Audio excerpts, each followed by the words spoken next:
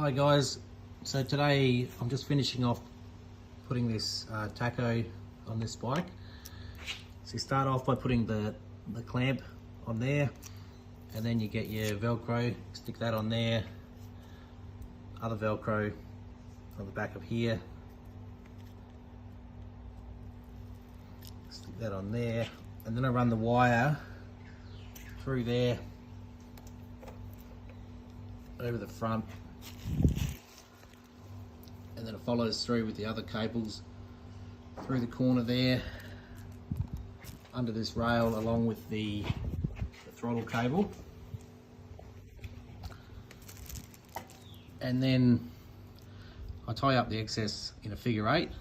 or you can cut the excess off if you like. I'll cable tie that up with a cable tie around this bar of the frame, and then a few wraps around